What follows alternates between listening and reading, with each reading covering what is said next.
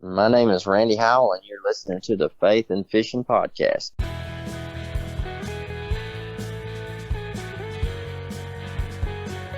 Welcome to the Faith and Fishing Podcast. I'm Cam. And I'm Robert. In every episode, we're bringing you faith stories and fishing memories from some amazing members of the fishing community. So join us as we shed a positive light on all things faith and fishing.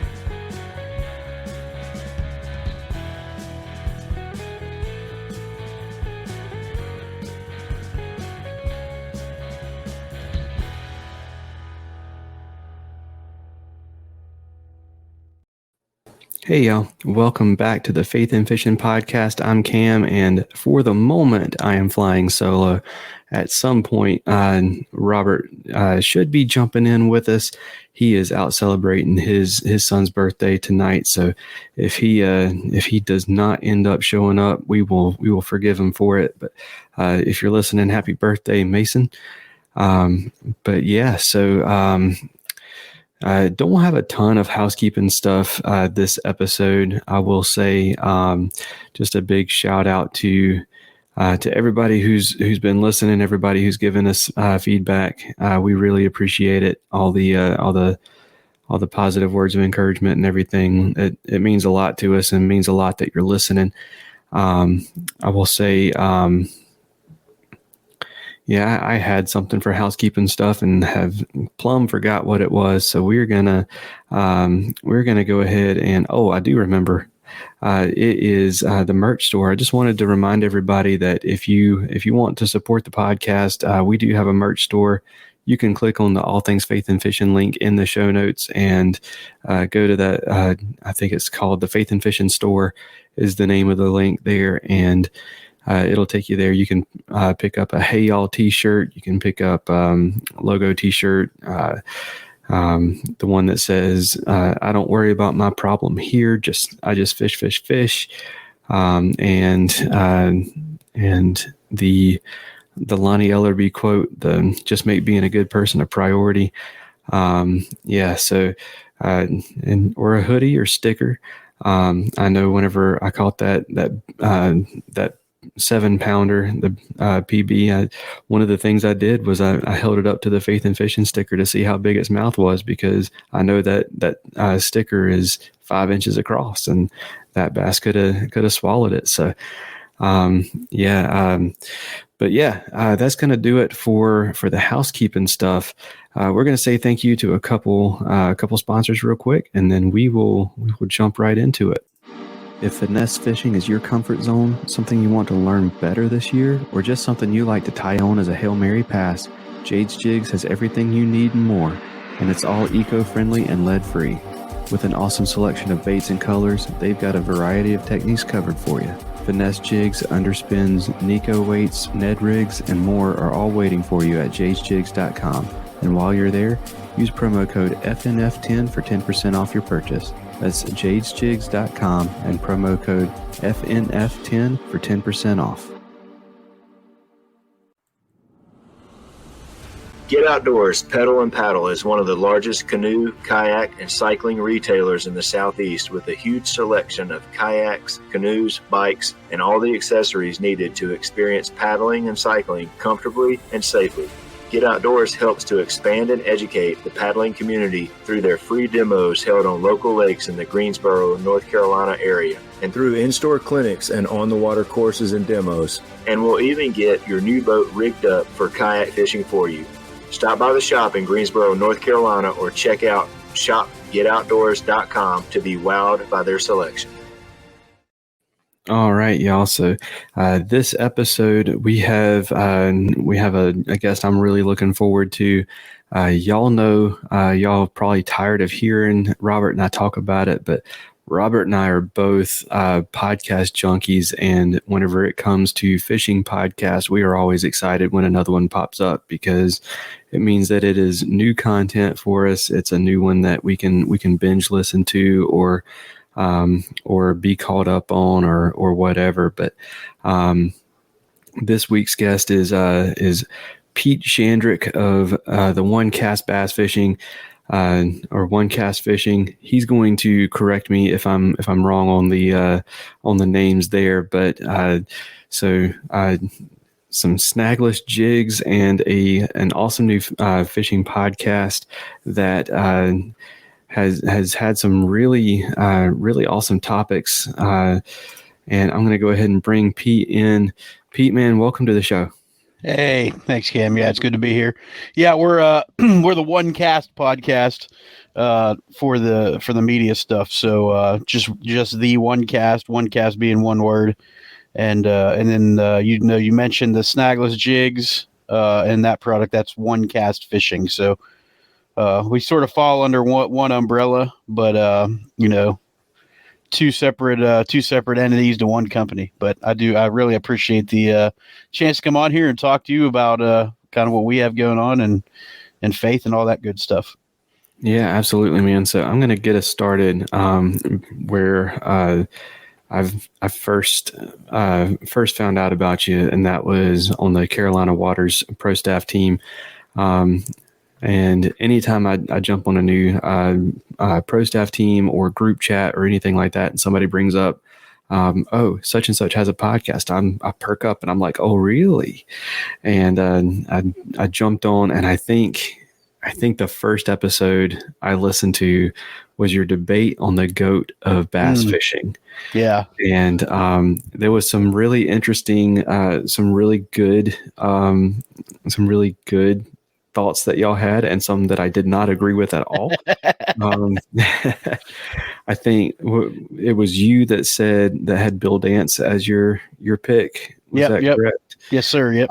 I thought that was a solid choice. I thought Rick Clunn was a solid choice. And then somebody went and brought up Scott Martin. Yeah. We're not going to get into that one. And I don't know much about Scott other than who his grandpa was or is, and I know a little bit about him, but I struggled with that pick a little bit, or I should say a lot. I struggled with the fact that nobody brought up KVD, but that's the thing about these kinds of debates is everybody has their own measuring stick. So, certainly, we it is a little shocking when you have three anglers talk goat and KVD doesn't come up, but there's just so many folks that did so much for the sport for such a long period of time that for me, when you look at, like I said, Bill Dance, if you go back and listen to our episode, he's got so many people involved in fishing and just bass fishing, and he's sort of brought fishing to the mainstream, because even folks that don't fish or know fishing know the guy in the orange Tennessee hat with the blooper reels of him falling out of his boat and stuff. So I honestly feel someday, KVD will be up there. There's a lot of guys that could be in that conversation. Hank Parker is one of mine. There's a lot of those folks. So it's always a fun, that episode, man, that one keeps going. So we keep getting a ton of downloads on that one. It seems to be a lot of people's first, but it's always good to hear different opinions. And Scott Martin threw me for a loop on that one too, but we won't get into that debate today. Yeah, for sure. But yeah, so it's an interesting kind of fishing podcast. It's not the tips and techniques, and it's not the tournament recaps. It's topical, which is really really cool, interesting, and it's something that I'm surprised hasn't been filled more so than it has already. So glad to see somebody fill in that hole, and glad to add another podcast to the playlist.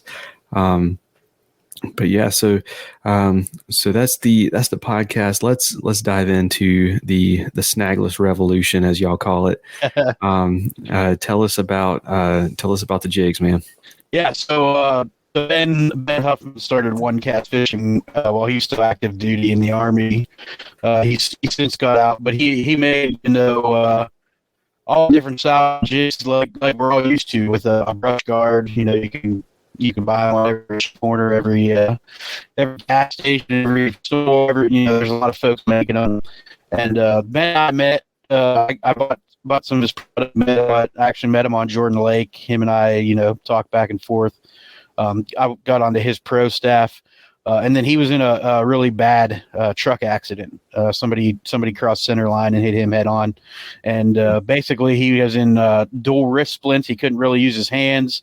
Had some busted up ankles and stuff like that. And as soon as I found out about it, and he was kind of able to be coherent and getting out of the hospital, I just hit him up and said, "Hey man, if you need anything, let me know. Like, I can come over. I help you package jigs, whatever. I don't want to see your small business. It's this sort of starting to grow suffer." And so it started with me going over there and helping them, build some of the traditional jigs. And we built a relationship and a trust. And one day we actually went to fish a Tuesday nighter on Jordan. For anybody that's local in North Carolina, they do the Tuesday nighters. He called me and said, "Hey man, you want to jump on the boat and fish tonight?" And I was like, "Sure." So I got down there and he pitched this idea to me that he wanted to do. He said, "Hey, man, what do you think about this?" He goes, I've been thinking about designing a extended shank, EWG hook that we can put a jig head on and eliminate the weed guard, hook your soft plastics weedless, and fish them without the weed guard. It kind of opens up some different areas, not having that, that bare hook. And I was like, "Dude, it sounds like a great idea." I was like, "I know some folks with CAD experience. Like, let me know. We can start getting this thing rolling." And so we went with it. We got some prototypes 3D printed, and that was our first step. So we got 3D printed of the hook with the actual head shape we wanted on there. And then we were able to sort of, it's plastic 3D print, so it's pretty weak, but we were able to sort of thread soft plastics on there and say, well, we can at least get them on the way we want.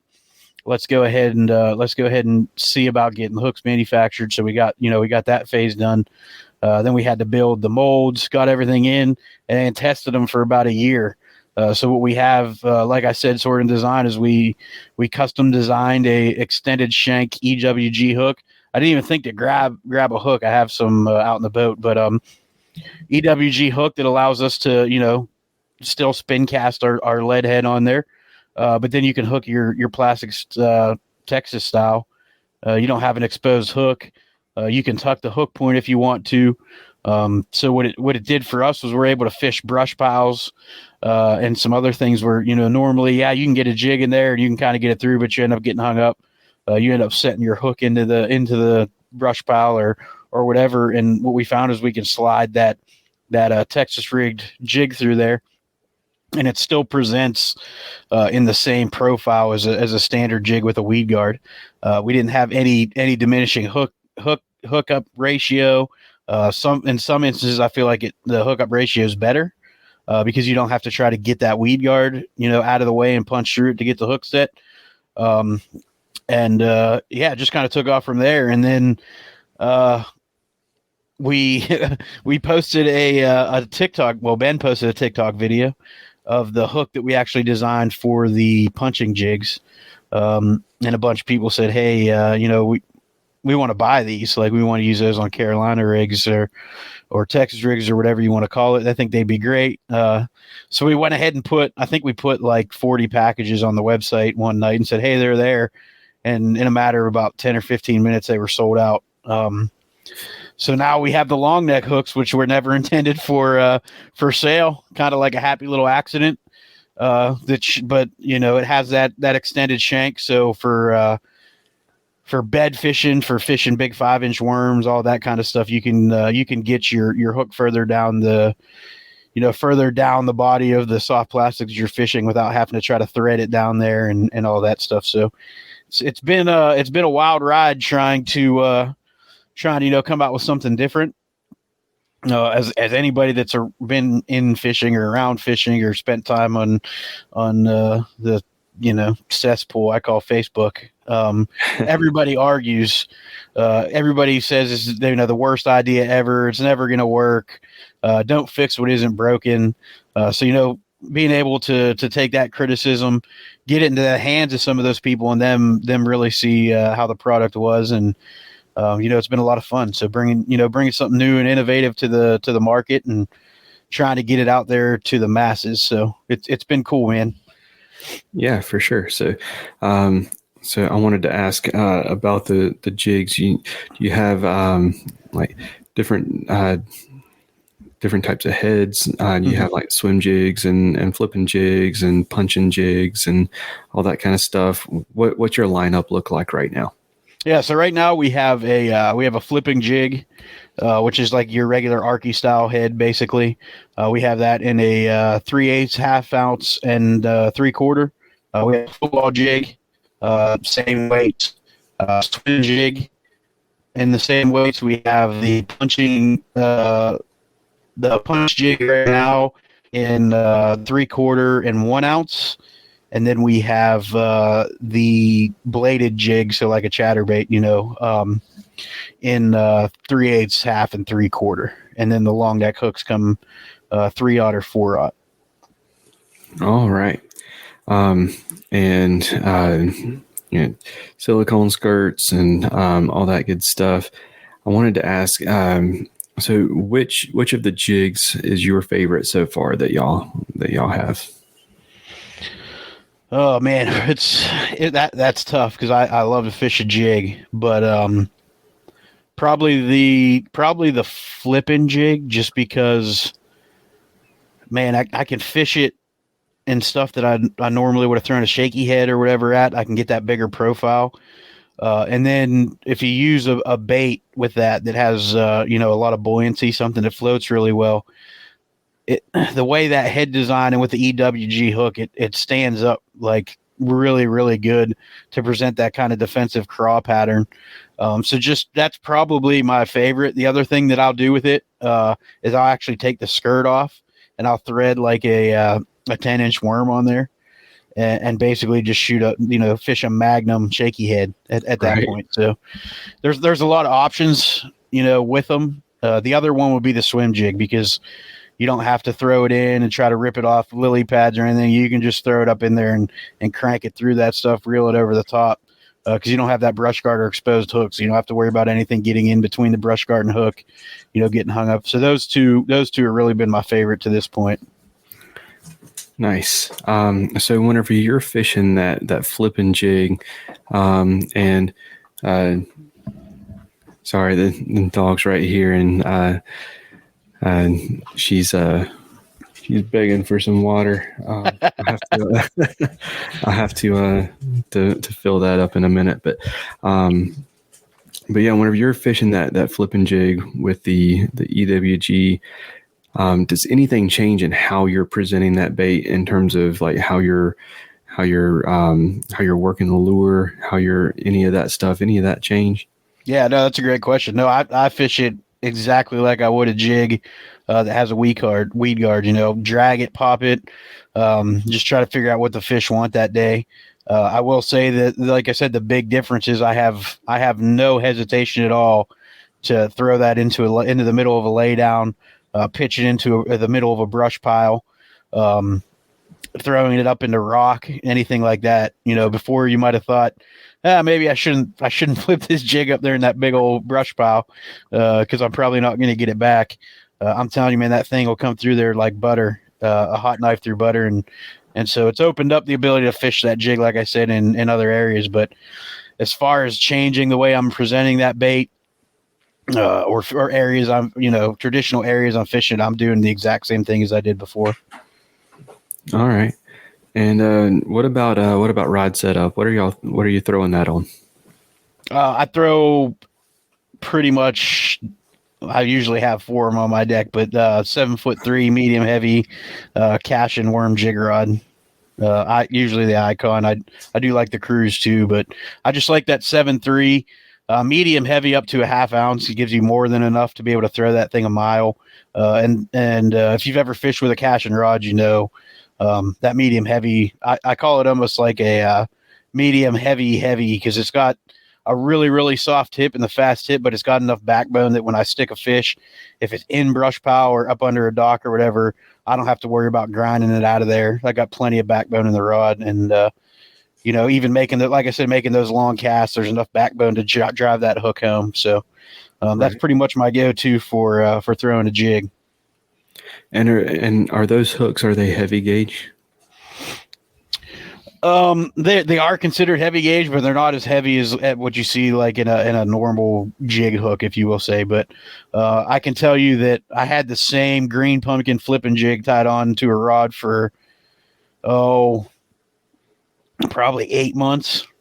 I shouldn't say it was tied on the whole time because obviously I retied, but it was on there until I got to a fish Lake Gaston, and I got it. Fish got me wrapped around a dock tie off, like a steel cable, and the hook had gotten caught in it. And testament to Gamma line if you are looking for great fluorocarbon, but I throw it on 17-pound fluorocarbon, and I could not break that thing. And I actually had to use the trolling motor, so 110 pounds of thrust, dragging backwards, and it ended up straightening out the hook on a steel cable. So it's plenty heavy enough. I mean, we've got fish catches. Ben, the owner, caught a 25-pound catfish on the swim jig with no problem. We had a bunch of big cats caught on it when guys are fishing. A couple of big carp have been snagged on accident while fishing shallow with it. So if folks get them and they're a little bit concerned about the hook gauge, I promise you have nothing to worry about. If you straighten that hook out on bass, then that was 3 times the world record, or you hook a Goliath grouper in freshwater or something like that. But, for bass fishing and what we're going to run into in freshwater in the U.S., it'll hold up to without any issues. Yeah, for sure. I was more thinking, when fishing from a kayak, having to bring that hook through the plastic and then the fish's mouth, while also it's bringing you to the fish. I was wondering or I was thinking to myself, I might need to bump up to that heavy rod. But yeah, that's awesome. And still trying to find that comfort zone with jigs. And Mr. B lure company that works with the podcast. I reach out to him every now and then and ask questions. So you may be on the list of people that I ask questions as well. Yeah, hit me up, man. I love throwing a jig. It's especially in the lakes. I don't fish as much if I fish the river systems. I prefer a Texas rig there, but in the lake, I'm almost always going to pick a jig up first. Awesome. All right, man. Well, I also wanted to get your faith story. So, I know you and I, we met in person for the first time there at Cashin. And I know with Cashin, y'all get to do all kinds of Bible studies and stuff, but I wanted to kind of get your faith story, what it is that you believe in, how you came to believe that, all that good stuff, man. So go for it.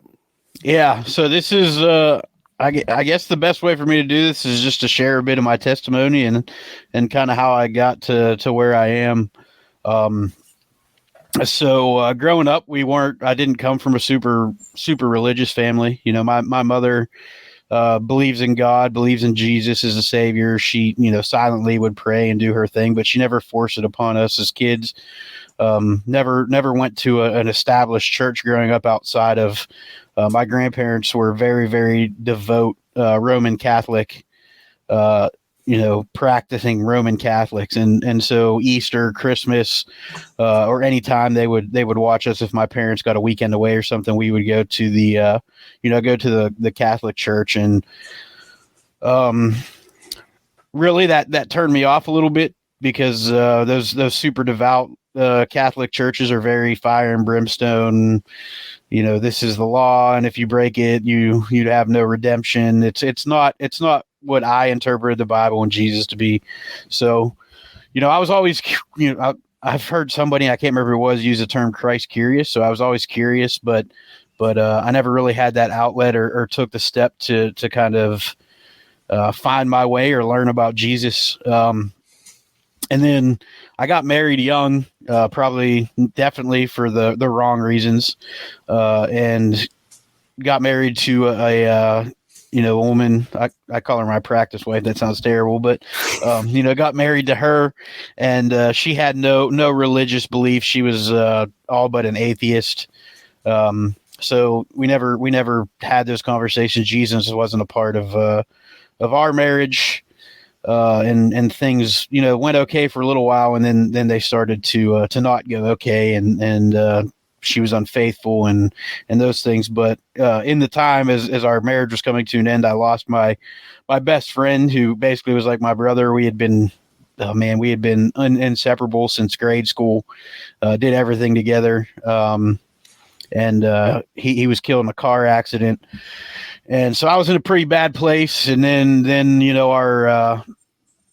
our marriage fell apart, and that ended. So I moved out, and I was, for the first time in my life, I was sort of on my own. I didn't want to move back home because I had gotten used to being out there in the world and kind of doing my own thing. And the only person I had to report to, if you want to call it that, is my now ex-wife. And so I got an apartment. I was working a job, making pretty good money, and I was at this time 22 or 23 years old. And so I started doing what 22 and 23-year-olds doing, and spending my nights in the bar, and chasing women, and just not living life right. And so I was doing that, and it got into I was running around with some folks, and we were doing it every night, man. I was waking up, half drunk, still trying to make myself go to work, and it just was in a bad way. So I moved out of my apartment, and I bought what was, our family used it as a camp. This is in Pennsylvania. We called it our camp, but it was really a house. It was on a little private lake. Moved up there and kind of got into the country. Was still going out and partying, and my grandparents had vacationed at that house a lot, and being Catholic, devout Catholic, there was Bibles and things all over the place.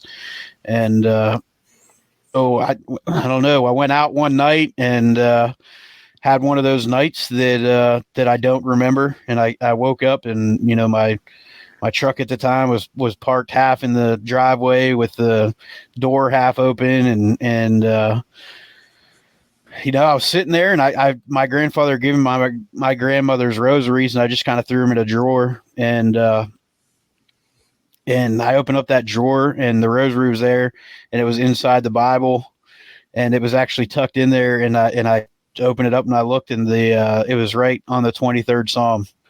And so I read that, and I don't know, something clicked inside of me. So I immediately, right then and there, kind of cut the partying out. And started trying to live life right. I wouldn't say that I was by any means a believer or anything at that point, but I was taking the steps, and I was sort of trying to self-teach. And then I met my now wife, who truly and honestly, I'm telling you, I know people say it all the time, but she probably saved my life. And we went on a few dates, and my parents, my grandmother, my mom's mom, who they weren't very close. We didn't have much of a relationship growing up. She passed away, and so they had to go to Michigan, where they were from, for the funeral. And this was over Easter, and I couldn't go because of my work schedule and not having a relationship. It wasn't in the cards. And so I was basically going to spend Easter alone, just hanging at the house, do whatever, eat a frozen pizza, probably play some Xbox or something. And my now wife, Chelsea, was like, hey, you're coming to church with me on Sunday. And I was like, all right, I've been looking at the Bible, let's do this. I had talked to her about going with her. I hadn't made that jump yet. So we went to the church she'd been going to, which was Free Will Baptist Church. And as so often happens when folks go to church, it was like they were preaching straight to me about redemption and loving the Lord and trusting in the Lord, and how He was resurrected. And from there, I just continued to grow in my relationship with Christ.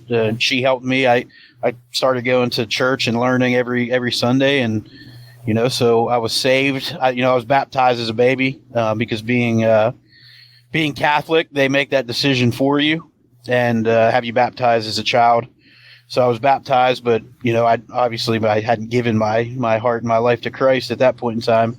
But after, I'd say it was probably a year and a half to 2 years of going to church pretty much every Sunday with her, and then becoming a part of that church, I was baptized and gave my heart over to Jesus, and the rest is history. I'm not going to say I'm the best man for Christianity or whatever you want to say. I still cuss sometimes a little more than I probably should, and I get a little bit angry. But there's certainly been a change in me, in the Chelsea and I've been together for going on 5 years now, and from the man I was before meeting her when I first met her to where I am now, I'm a completely different person, and that's the only things that I can attribute that to is her and forming a relationship with God and Jesus, and really. It's given me the ability to listen to other people's opinions on things, or their reasoning for their way of life or whatever it is, without immediately passing judgment, whether I agree or not. I'll listen, and I definitely have gotten a little bit less judgmental. There's still times where I'm not the best at that, but I've really come to just let people live, man. It's their lives. It's not for me to decide. It's not for me to judge. They're going to have to answer to our Lord and Savior when they get to those gates one day, and they can be judged on the decisions they make. So I really just try to treat everybody with respect and love, and man, I just want to do good in this world as much as I can. So that's how I got to where I am. So I'm still growing my relationship with Jesus, and learning and trying to be a better man every day for my wife and my family. That's awesome. And Robert, welcome to the show, man. Yeah, man. It sounded like I slipped in at a good time there, man. That gets me jazzed up. That sounds like a pretty good story. So that's awesome. Sorry I was running late. My son's birthday celebration was tonight, so ran a little bit behind schedule, but got all that taken care of, and joined you guys for the last part of it. No, absolutely. Happy birthday to your boy. Yeah, thank you. Appreciate it. I'll let him know. Yeah, so Pete, that's not an uncommon story about, we hear a lot of it was my wife that really changed me for the better, and while, so for me, I will say in terms of Christianity, I was already very involved whenever I met, whenever I met and whenever Caitlin and I started dating. But to say that she's made me a better person is definitely an understatement. So I'm there with you on that, and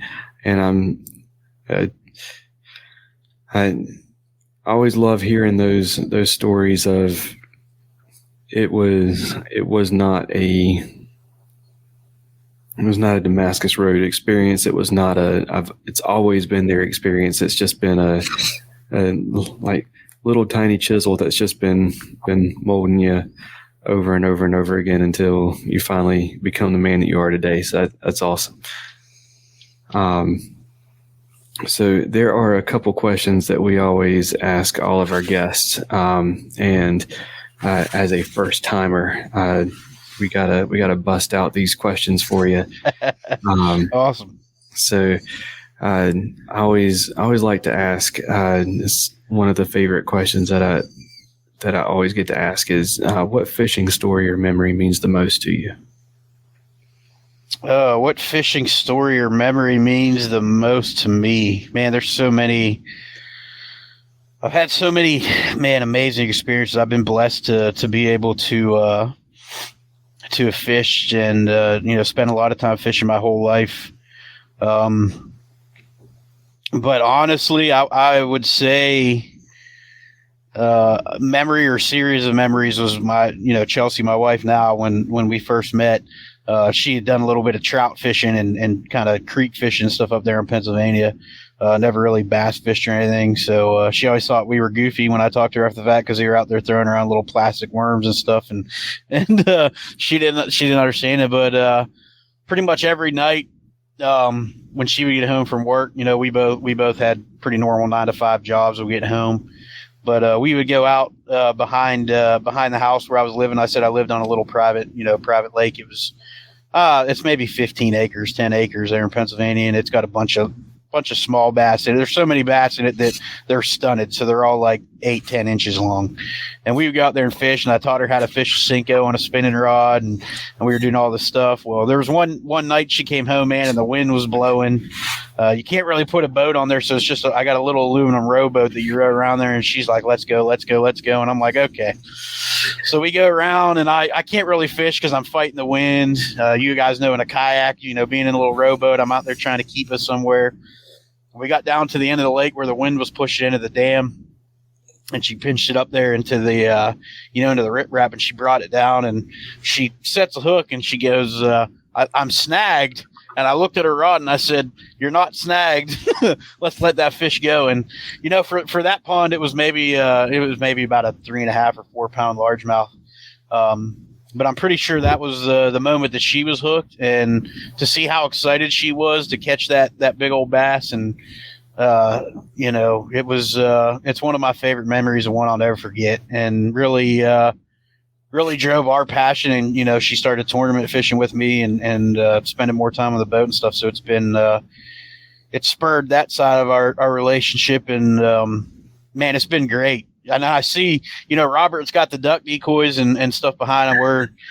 We actually got engaged on a snow goose hunt in Arkansas. I got down to one knee in the middle of a field while we were snow goose hunting. So her and I have had that shared passion for the outdoors and fishing, and a lot of I have a lot of great memories with my dad at doing that stuff, but a lot of the memories her and I have made will for sure be the favorites of mine for a long time. Yeah, that's awesome. Yeah, I think, one thing now, and I think about it, and I tell my kids this all the time because they'll sit and look at their phone, and I'm like, hey, that's not real, like what you're looking at on whatever it is, either it's TikTok, YouTube, or Instagram Reels or whatever. I'm like, that's fun. I mean, but limit it, because that's not real. Mm-hmm. I like, go fish, go hunt, go outside, ride your bike, shoot basketball, do something that's real and engage the world, instead of like this all the time. I'm like, dude.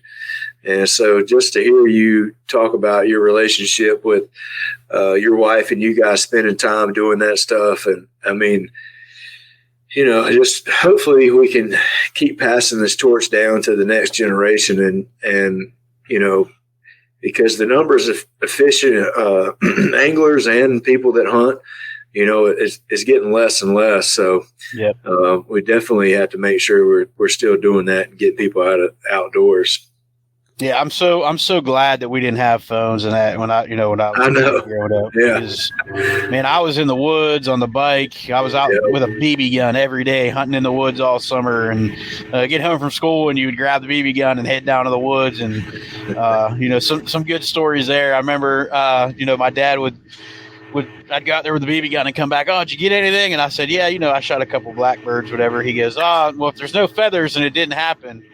So I remember I said, well, I'm going to show him. So the next day I go out and I shot every bird I could get within range of, and I strung them all up on the clothesline in the backyard.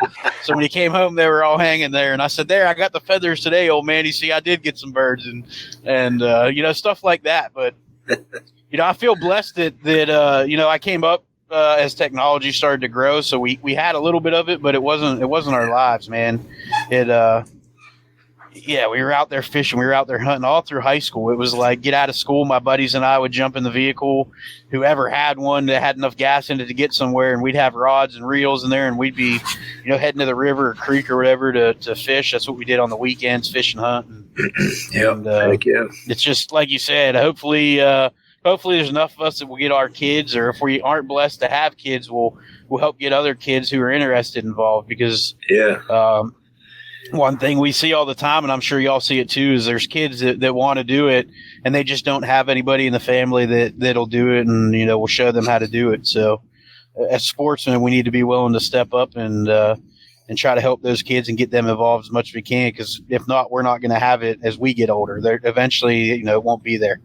Yeah, absolutely. We're going on with the questions. What when you're out on the water, what's your normal conversations like? If you're fishing with somebody, what's your normal conversation centered around?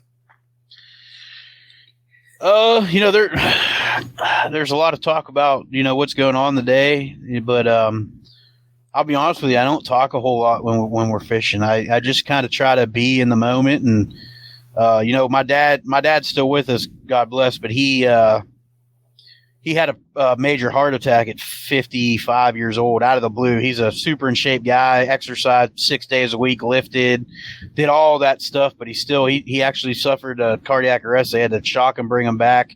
And, him and I had fished about a week before that happened.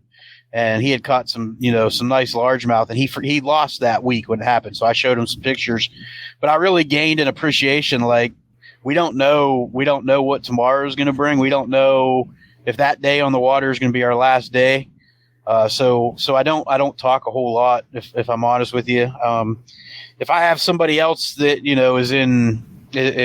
is on the boat that is newer, I'll usually try to prod a little bit about their faith and just see if they're believers. And, we might have some conversation about that, but I really just try to live in the moment when I'm out there on the water, because we don't know when it's going to be our last time out there, so I want to try to take it all in and not miss anything that might be there in front of me.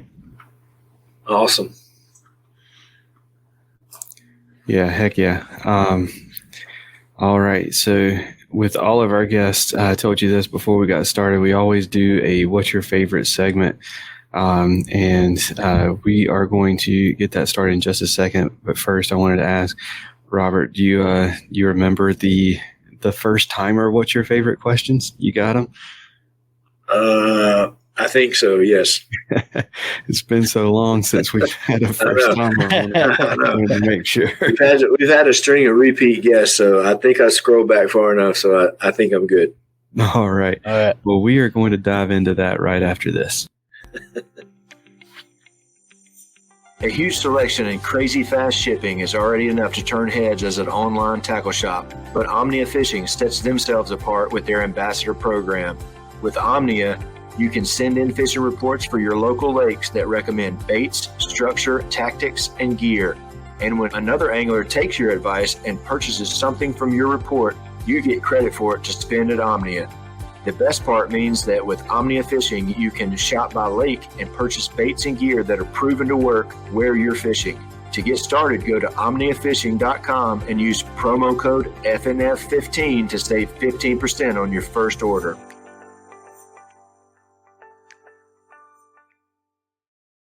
Mr. B Lure Company is making high-quality handcrafted lures and has been for 30 years, right here in the U.S. Using all-metal components, Owner and Gamakatsu hooks, and silicone or frog hair skirts, Mr. B is pumping out some awesome spinner baits, jigs, buzz baits, underspins, and more, including some of the most unique bladed jigs on the market. To fill up your tackle box, go to MrBLureCompany.com, that's MRBLureCompany.com, and use promo code faithnfishnpod1x10 at checkout to save 10% on your first order. That's faith, the letter N, fish, the letter N, P-O-D, so Faith and Fishing Pod, just like our Instagram handle, 1x10.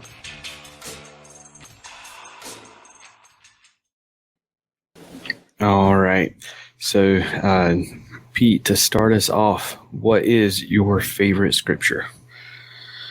There's two that really stick out to me. Probably my favorite would be Psalm 103, 10-12. So I had to write it down. I had a feeling this one was going to come up, so I didn't want to get it wrong. But it says, "He has not dealt with us according to our sins, nor punished us according to our iniquities. For as the heavens are high above the earth, so great is his mercy toward those who fear him. As far as the east is from the west, so far has he removed our transgressions from us. That's a powerful one to me. I feel like with my story, it's just fitting, and it's been one that I've kind of kept with me. Heck yeah. To go along with that, the next one is, what's your favorite Bible story? My favorite story is Daniel in the Lion's Den. All right, there you go. Yeah, love that one. Absolutely. All right, so if I go out of order here, I'll let Robert laugh at me. But what is your favorite fish to catch? Favorite fish to catch? Probably smallmouth bass, northern smallmouth bass. Now I've caught some of these ones down here on the east side of the state and stuff, and they're not the same as a big old Great Lakes smallmouth bass. But yeah, for me, put me on some smallmouth in the Great Lakes, and that's my favorite fish to catch for sure. So you got favorite fish to catch. What about the front part of that? Favorite fish to fish for. So you're trying to trick them, trying to get them to bite. What's your favorite one to fish for?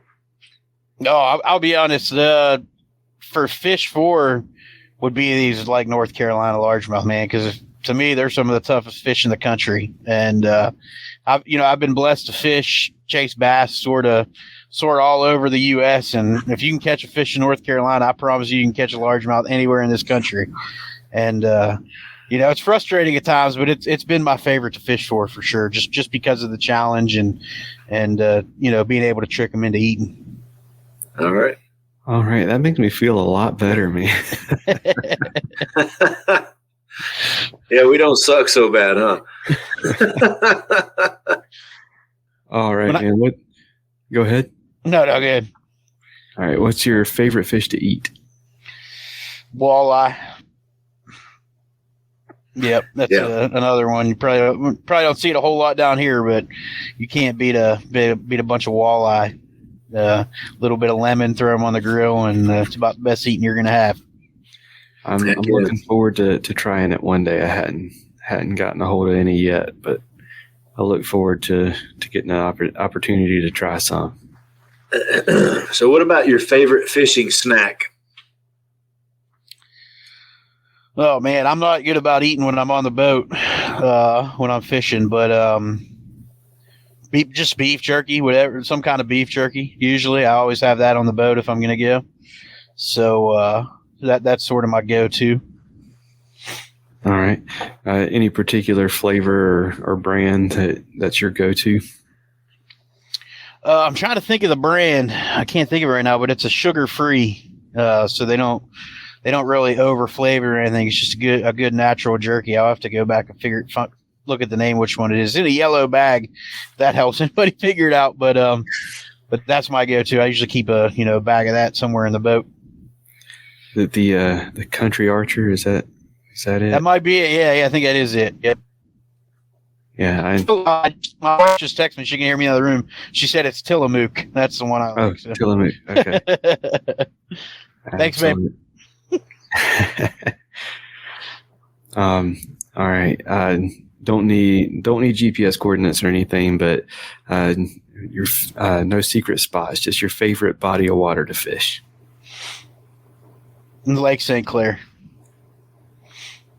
If you ever have the opportunity to go up and fish Lake St. Clair, it is, again, I've been blessed to fish, most states east of the Mississippi down into Florida, and there's that is, in my opinion, the best fishery in North America. Now I haven't got to do the St. Johns River. It looks like it's close, but man, that St. Clair, man, is just amazing. You can catch a 5-pound largemouth and a 5-pound smallmouth, off the same stretch of a bank or weeds or rock pile. It's incredible. What about your favorite lure to throw? Yeah, it's got to be a frog, right? Yeah, they're pretty fun. It's tough to beat a frog bite, but no, I would say if I had to pick a favorite that I throw the most, probably a jig. Okay. Yeah. Awesome. All right, your favorite time of year to fish? Spring, 100%. Right. Spawn and post spawn. Not a huge pre-spawn guy. So spawn into post spawn before they really settle into that summer pattern. Those are my favorite times to fish. Nice. All right, is that all of them, Robert? That was it. And you got them in order. You did great. Better than me. I have to have a list to look at. I can't ever remember them. That would be me. I'd have to write them down too, no doubt. Well, we are going to start wrapping things up. Pete, what do you have coming up for you? What do you have coming up for the podcast that you can share with us? What do you have coming up for OneCast fishing, the jigs? If there's anything coming up that you can share with us, what's coming up?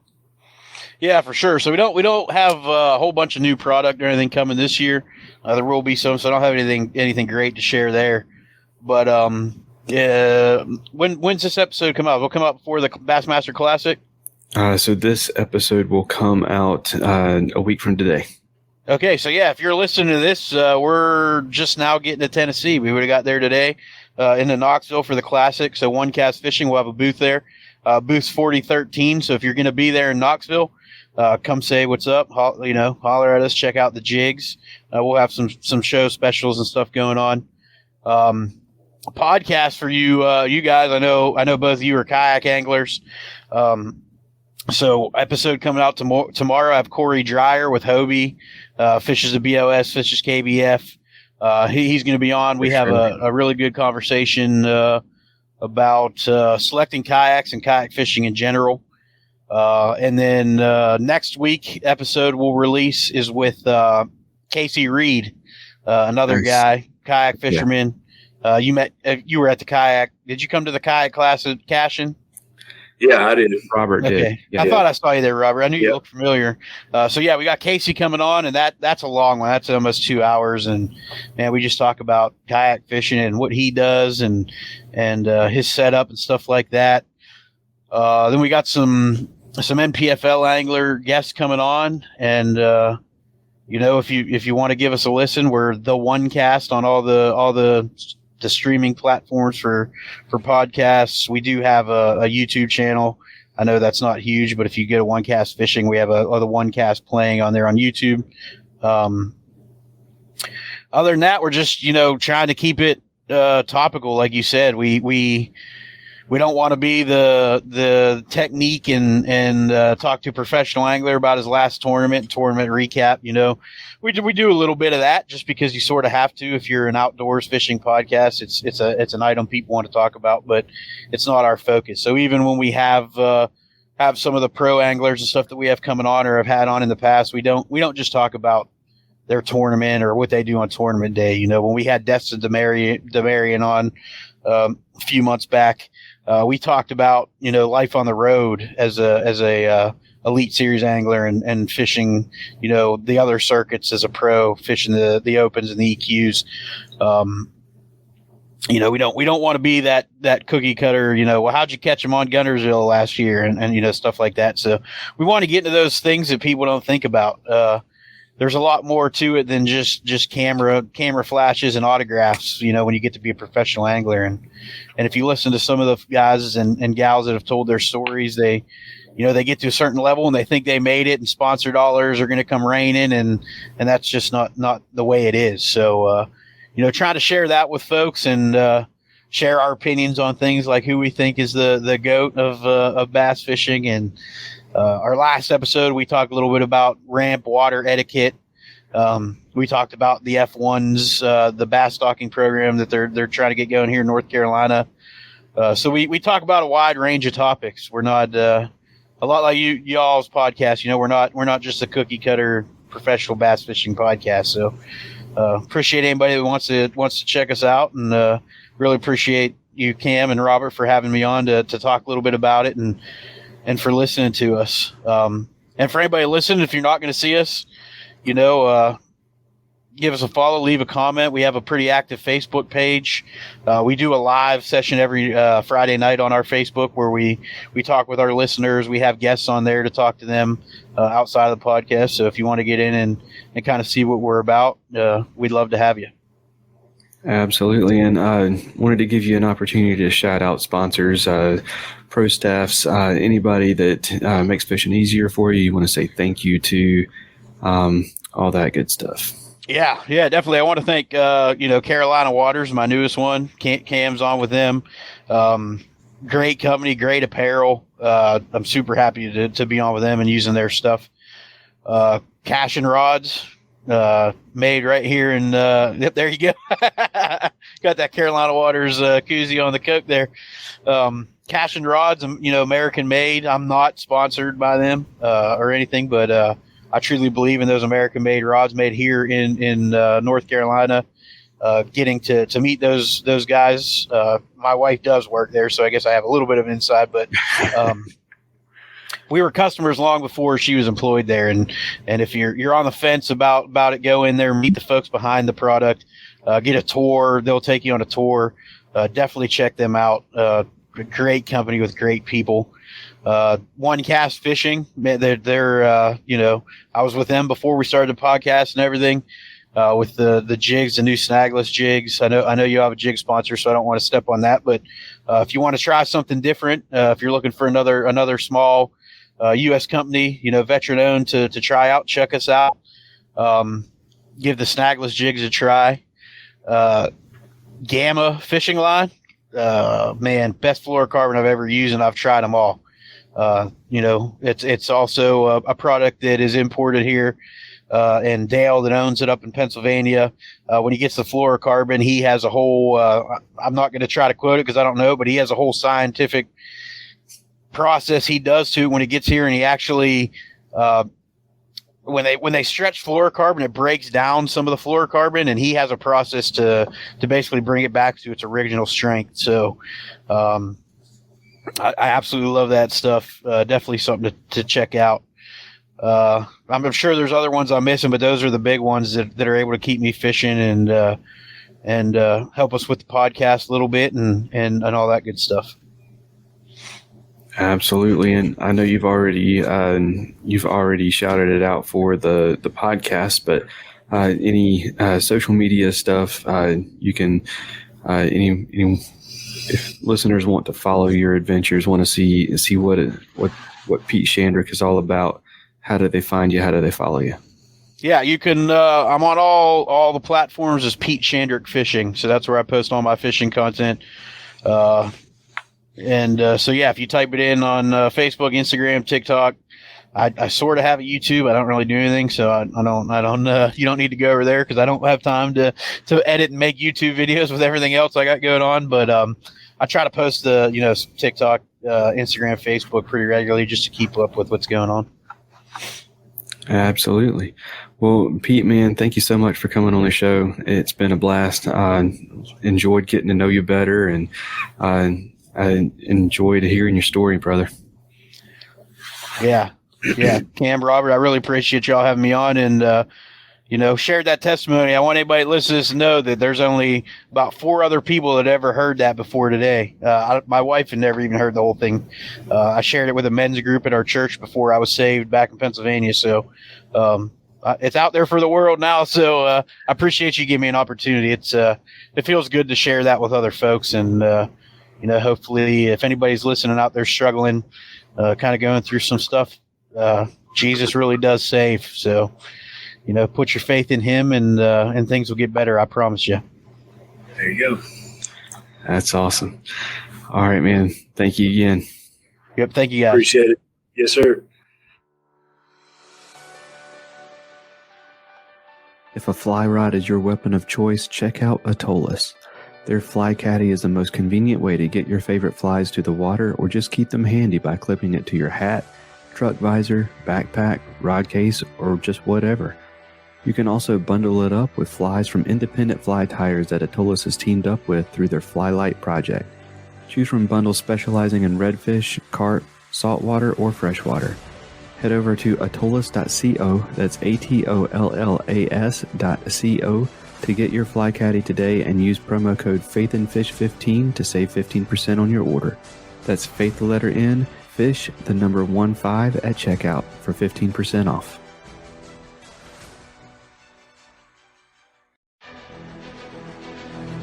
Few things ruin your day on the water as bad as losing gear.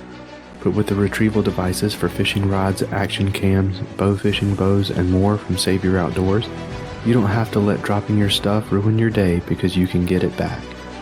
The pressure-sensitive filter keeps water from rain and quick dips in the water out, but it lets water in when your gear goes overboard to release a float attached to your gear by 60 feet of line so you can get it back. Go to SaveYourOutdoors.com to learn more and try some for yourself, and use promo code FNFP15 to save 15% on your order. That's SaveYourOutdoors.com and promo code FNFP15. All right, Robert. Another great episode. I wanted to give you a chance to, if you had any housekeeping things or anything like that, anything you didn't get to say before we started that you wanted to jump in on. Go for it, man. Yeah. No, not a lot. I just hate that I missed the first of that. But like I said, kids and family come first. So we had to finish up Mason's birthday celebration. But did get to get a little fishing in this past weekend. We went to the beach and did a little surf fishing on Saturday morning and Saturday afternoon. So able to catch one small nurse shark, probably like 1.5 foot long, and then Ryder caught his first redfish. So heck yeah. So it was maybe 13, 14 inches. So nothing that was huge or anything, but it was cool. Yeah, it was cool. Yeah. So we had a big time, and so looking forward to doing some more of that as the summer progresses, and see if I can catch some at Falls this weekend. Maybe I'll get to go up there for a little bit. We'll see. I got a jam-packed weekend. We're hosting a family for Merge this weekend, or not a family. We're hosting my youngest son's age group for Merge. So I think we'll have like maybe 10 or 12 boys here, plus a couple of leaders, and then Merges, the area churches, they basically combine all their youth programs for one weekend. So all of them are combined and do some different programs and stuff Friday night, all day Saturday, and then finish up with a church service on Sunday. So they're all staying at our house for the high school boys.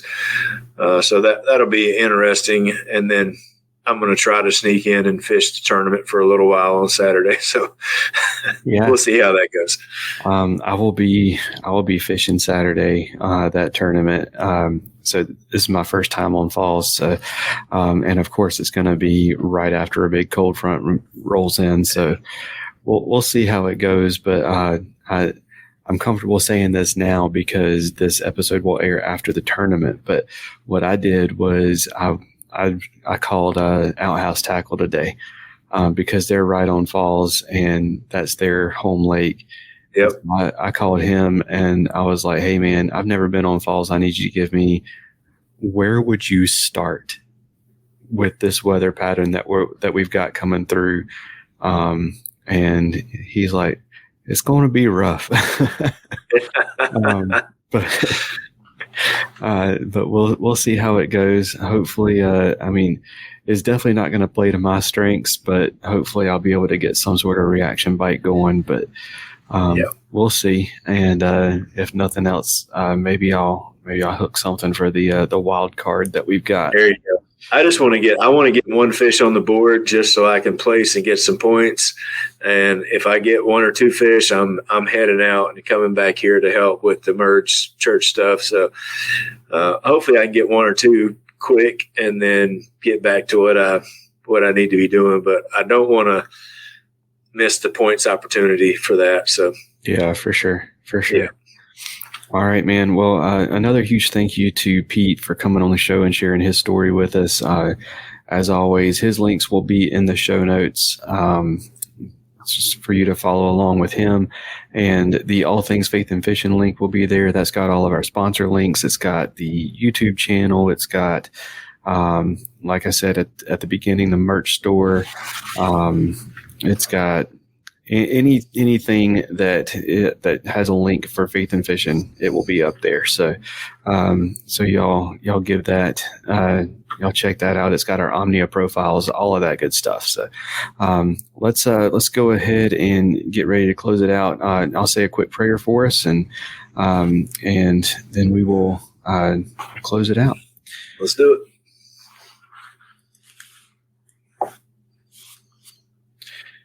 All right. God, thank you so much for this opportunity that we have to just get together as brothers and talk fishing and talk about you. And all the great things that come with that. Thank you for Pete. Thank you for what he means to so many people, and thank you for his story. Pray that you use his story to reach as many people as you can, and just take what he's given and put on a show with it. And as we go on about this week, no matter where, this will be out there for a while. So whoever's listening to this right now, I thank you for them. No matter when it is, meet them where they are, and flood into their lives, and just kind of, like I said with Pete's story, just kind of put on a show with where they are and who they are, and shine through them and shine into them, and keep everybody safe, and keep everybody just a little bit closer to you than they were before. And all of this we ask in Jesus' name. Amen. All right, y'all. That is going to do it for this episode. Y'all take care, and God bless. Thank you for listening to the Faith and Fishing podcast. Faith and Fishing is produced and hosted by Cam Steele and Robert Randolph, and is sponsored by Savior Outdoors, Jay's Jigs, Get Outdoors Pedal and Paddle, Mr. B Lure Company, Atollas, and Omnia Fishing. Don't forget to join the Facebook community, follow us on Instagram, and subscribe, rate, and review us on whatever app you're listening on. That's going to do it for this episode. Y'all take care, and God bless.